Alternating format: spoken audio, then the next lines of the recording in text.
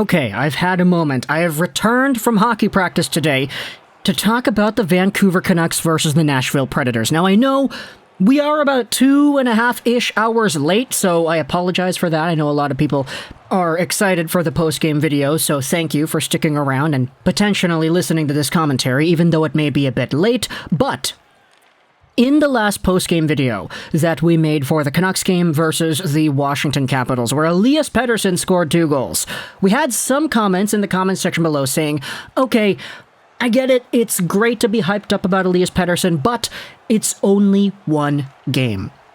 I don't think it would be fair to go out there and say that the old Elias Pettersson is fully back based off of a performance of 60 minutes of game time. And of course, it's not like he played 60 minutes, he only played a few, and it's only in one game. And you know what? That's fair.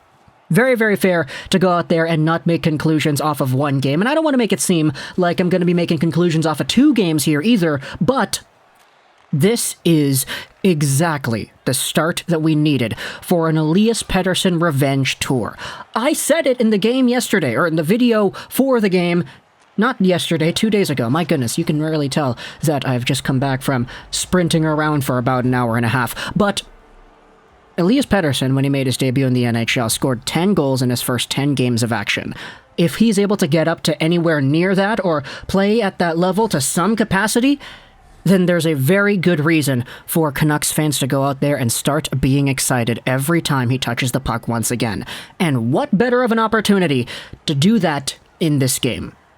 You're coming off of a game in Washington where you scored 2 goals. You broke your slump however many goals in however many games, like 1 goal in, I think it was 7 games and 2 goals in the past 20-something games. Whatever the crazy stat was that Elias Pettersson was going goalless for, he breaks that in Washington, and then in Nashville, you have yourselves an opportunity to take over. Why? Because Conor Garland's still not playing. Conor Garland, one of the most aggressive and tenacious and well-loved forwards on the Vancouver Canucks, is not there.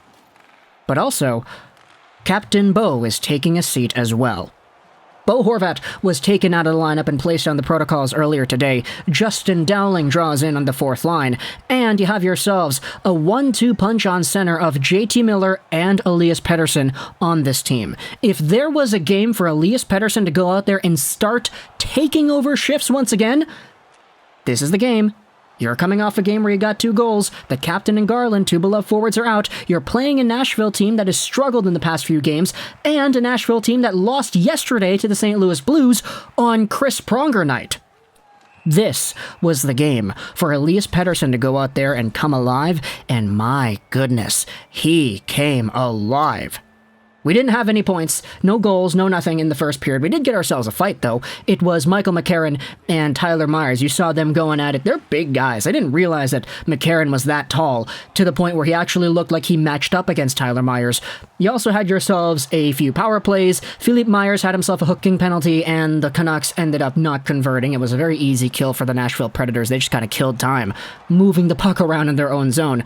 You had yourselves a few chances, though. It was Roman Josi, 2 opportunities from the left side. The first one, it's a feed from Philip Forsberg. He shoots it, it goes off the post. The second one, it's kind of like the goals that I always score here in NHL 22, where you're in the corner and you cut across the front of the net trying to go far side. Yeah, you've seen me score that goal a ton. And the reason I score those goals is because it works. And when you're playing against superstar difficulty opponents or against other people online, you're kind of forced to score in the ways that are guaranteed to score in order to give yourself a chance to win. The end of the first period was pretty interesting, though. It was Davies on the Predators who goes for cross-checking. And the Canucks actually look really good on the power play.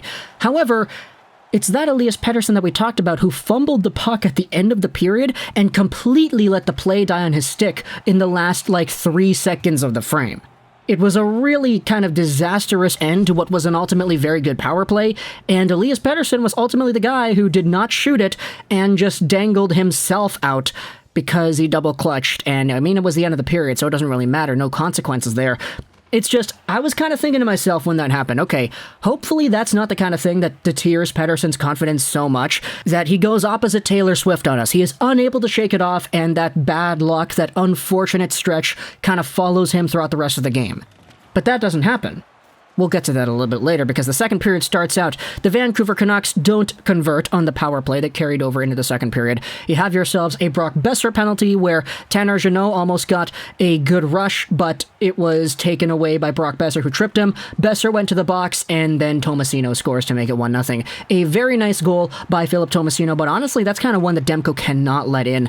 There wasn't really a screen out in front. It's just a clean shot that beats him far side. I don't really think Demko should let that one in, but I mean, that's the only goal that Demko let in, so we'll let it slide for now.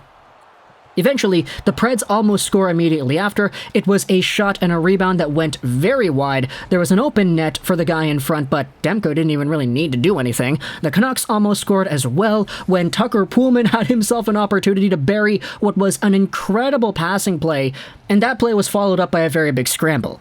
Give it a few minutes, though, and eventually it's Thatcher Demko who has the puck in his own zone. He springs a long pass forward to Nils Höglander at the Nashville blue line. He lets one go, drops it off for Podkolzin, who comes in, a backhander on the rush, saved by Rinne, and the rebound is right there for Elias Pettersson to come in here and score. Pettersson ties it up at 1-1, and get this is a crazy stat line. Elias Pettersson from Vasily Podkolzin and Nils Höglander. Ooh, that sounds so good. I think I can very much get used to hearing that stat line over the next few years. What about you? After that Elias Pettersson goal, though, it was almost like a caterpillar coming out of a cocoon, spreading its wings into a very beautiful butterfly because Elias Pettersson was kind of the demanding force on the next Canucks shift. Almost like the shift part 2, you know, the Sedins against Edmonton with Lukas Krajicek and Kessler and all them. Almost the same thing. The Canucks have a long shift in the offensive zone, cycling it around. It's 5-on-5. It looks like a power play, but it's not. There was like 2-3 minutes of solid pressure, and Elias Pettersson was out there for almost all of them, making moves, dangling by tired defenders, not allowing these guys to change. The Canucks almost got a full-on change done while maintaining offensive zone time. And Elias Pettersson hits the bar on this shift. He almost gets a second goal. Imagine getting 2 goals in 4 games for EP40. Talk about getting his confidence back. Eventually, though, the Canucks give up pressure and the Predators come back. It's Tomasino who almost scores at the end of the entire play. It goes off of Demko's arm and over the glass. And, dude, this point in the game was kind of the turning point. Sure, Nashville had chances, and sure, it's only 1-1. But you know in EA Sports NHL 22, everybody loves to say, oh, I out-time on iced this guy. Look at the time on ice. I doubled his time on ice. That's what it felt like in the second period. Vancouver just had all the offensive zone time, going out there, cycling it around, getting shots, and giving David Rittich a hard time. We had ourselves another fight in this game. It was Kyle Burroughs and Tanner Jeannot. They actually had a really good one, and Burroughs took him down immediately afterwards. You had yourselves what was a breakaway at the end of the second period. Hughes turned it over in the offensive zone after even more extended offensive zone time. It led to a breakaway, and Demko made the save on Michael McCarron. That's the end of the second period, and the third period gets off, and I don't watch it. Yeah, I had to go to practice. But before I went to practice, we had ourselves what was a Vancouver Canucks power play, the second in a row, I believe, where Hughes goes over to Miller, he sends one right into the crease, and Boeser plants his stick down in the ice, and he uses his stick as a wall to deflect the puck in past Rittich. He gets right behind, I believe it was Borowiecki or something like that. I think that's the defenseman that was over there. Either way, Brock Boeser, 10th goal in the year, assisted by JT Miller and Quinn Hughes. It's 2-1 Vancouver. And I don't watch the rest of the game from there. Juho Lammikko gets himself a goal where it's an absolute scramble out in front with 8 to go, giving the Canucks the 3-1 lead. This one is played in behind the Predators' goal.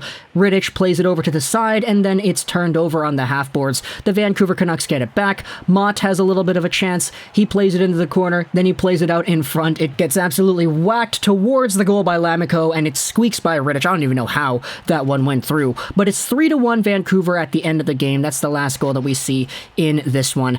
And you know what? You want to talk about a Vancouver Canucks team that is coming back here in the standings? I mean, they've taken another step today here, man. They beat a Nashville Predators team that is now third in the Central Division. They were second yesterday, but St. Louis, I mean, they're doing a pretty good job, and they overtook earlier with the tiebreaker. But the Vancouver Canucks are now sixth in the Pacific Division. They have overtaken the Edmonton Oilers, who have 38 points in 35 games played. The Canucks have 39 points in 39. They are back to 500, 3 behind Calgary, 5 behind San Jose, 6 behind Anaheim, 6 behind LA, and then you are about 9 back from Vegas, but hey, you still have half the season to go here. The odds are not great, but the Vancouver Canucks going out there and Elias Pettersson reviving himself back here, this is what you want to see. You have a team in Nashville that is beaten down. They've lost a few in a row. They played yesterday, and you don't want to give these guys the opportunity to bounce back. You've lost your captain. You've lost your feisty little Garland over there,